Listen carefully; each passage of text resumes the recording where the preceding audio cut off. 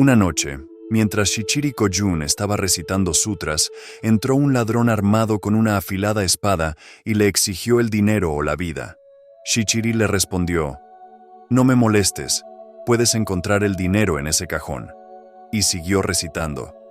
Poco después se detuvo y le dijo: «Mañana tengo que pagar unos impuestos, no te lo lleves todo». El intruso recogió la mayor parte del dinero y se disponía a marchar, cuando Shichiri añadió: «Cuando te hacen un regalo debes dar las gracias». El hombre le dio las gracias y se marchó. Unos días más tarde atraparon al tipo que confesó, entre otros, el delito contra Shichiri. Cuando llamaron a Shichiri como testigo, este dijo: «En lo que a mí respecta, este hombre no es un ladrón. Yo le di el dinero y él me dio las gracias».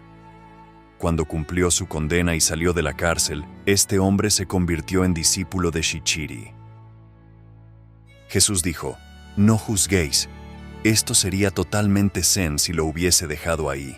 Pero añadió: «Para no ser juzgados», quizá porque estaba hablando a los judíos y tenía que expresarse en sus términos. Ha dejado de ser una historia zen y se ha convertido en un trato. No juzguéis es suficiente, y no había necesidad de añadir nada. No juzguéis significa sin juicios. No juzguéis significa mirar la vida sin evaluarla. No valores, no digas esto es bueno o esto es malo.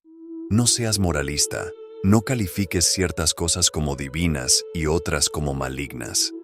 No juzguéis es una afirmación extraordinaria que indica que no hay Dios ni demonio.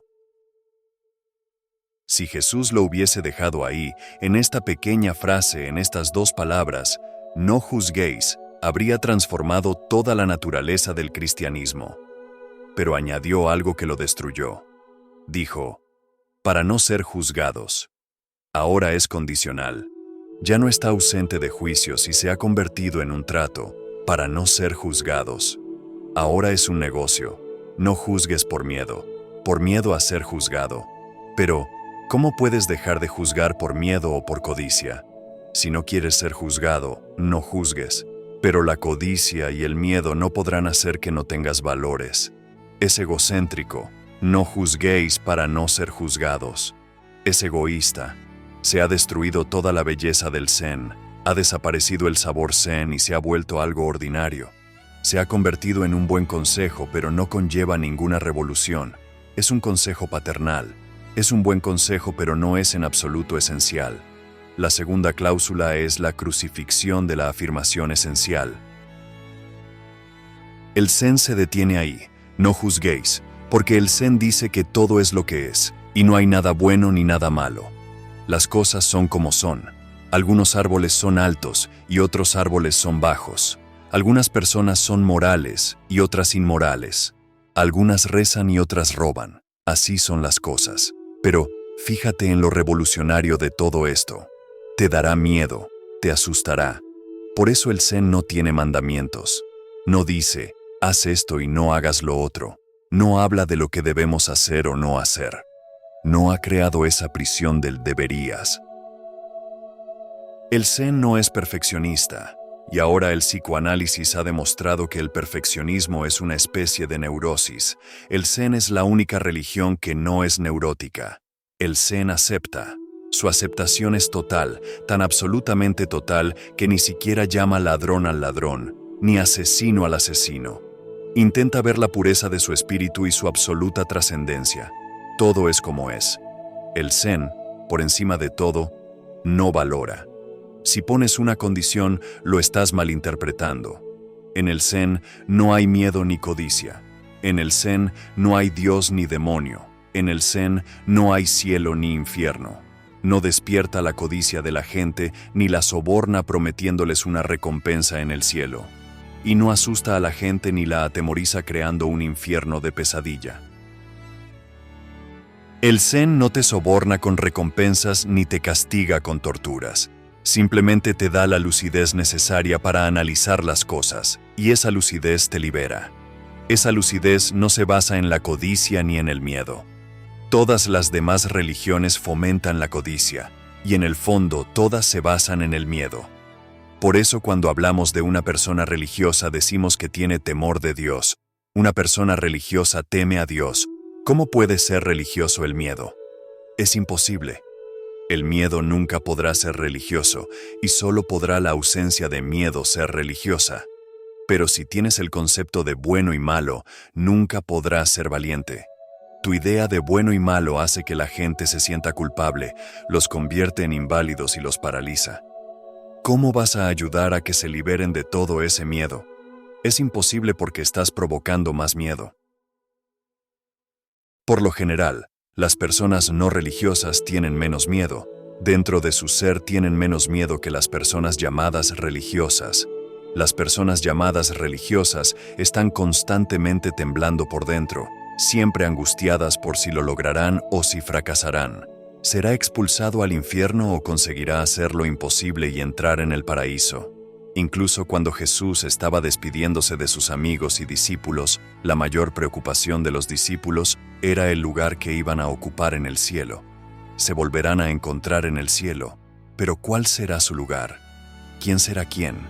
Por supuesto, acceden a que Jesús esté sentado a la derecha de Dios, pero ¿quién se va a sentar a su lado?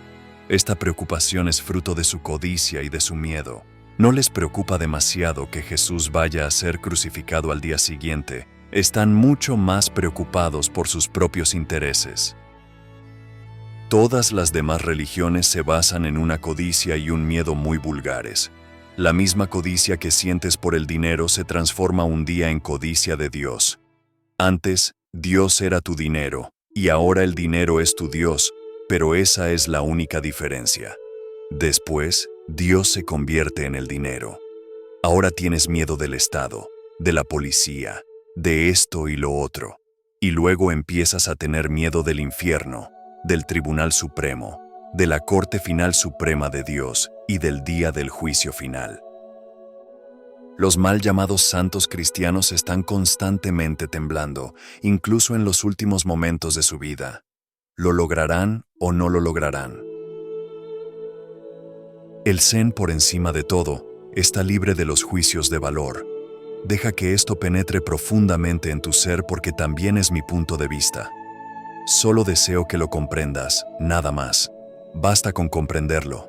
Deja que la comprensión sea la única ley. No hay ninguna otra. No vivas guiado por el miedo. De lo contrario, estarás vagando en la oscuridad. No vivas con arreglo a la codicia, porque la codicia no es más que la otra cara del miedo. Son dos aspectos de la misma cosa. Por un lado es codicia y por el otro lado es miedo. La persona miedosa siempre es codiciosa y la persona codiciosa es miedosa. Siempre van juntos. Solo la comprensión, el darse cuenta, la capacidad de ver las cosas como son. ¿No puedes aceptar la existencia tal como es? Pero no aceptarla no cambia nada. ¿Qué es lo que cambia?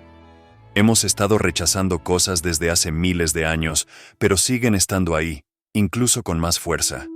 No han desaparecido los ladrones ni los asesinos. No ha cambiado nada.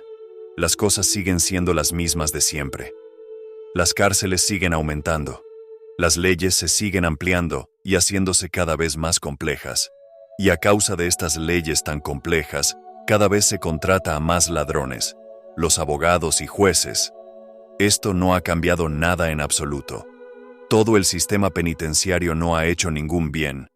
En realidad ha sido muy perjudicial. El sistema penitenciario se ha convertido en la universidad del crimen. Es el lugar donde se aprende a delinquir y donde están los maestros que enseñan a delinquir. Cuando una persona entra en la cárcel una vez, ya se convierte en un visitante periódico. Una vez que ha estado en la cárcel, vuelve a ella una y otra vez. Es muy raro encontrar a alguien que haya estado en la cárcel y nunca vuelva a ella. Cuando sale de la cárcel tiene más maestría. Cuando sale de la cárcel tiene más ideas de cómo hacer lo mismo de una forma más experta. Cuando sale de la cárcel ya no es un aficionado. Sale de la cárcel con un título. La salida de la cárcel es una especie de título del crimen. Ahora sabe más y sabe cómo hacerlo mejor. Ahora sabe lo que tiene que hacer para que no le pesquen. Ahora ya conoce las fisuras del sistema jurídico. Y los encargados de que se cumpla la ley son tan delincuentes como los demás. En realidad, son más delincuentes que ninguno, porque para tratar con delincuentes tienen que ser más delincuentes. La policía, los carceleros y los guardias penitenciarios son más criminales que las personas obligadas a estar en la cárcel. Es necesario que lo sean. No ha cambiado nada. Esta no es la forma de cambiar las cosas y ha demostrado ser un fracaso rotundo. El Zen dice que el cambio viene a través de la comprensión y no de la imposición. ¿Y qué son vuestro cielo y vuestro infierno? No son nada más que el mismo concepto trasladado a la vida del más allá. El mismo concepto de prisión se convierte en vuestro concepto de infierno, y el mismo concepto de recompensa. Recompensas gubernamentales, recompensas presidenciales, medallas de oro, esto y lo otro. Ese mismo concepto se traslada al cielo, al paraíso, Firdaus, pero la idea sigue siendo la misma. El Zen destruye de raíz esa forma de pensar. El Zen no condena nada, es comprensivo.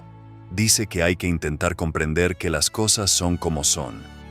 Intenta comprender al ser humano como es, y no le impongas ningún ideal, no digas cómo debería ser.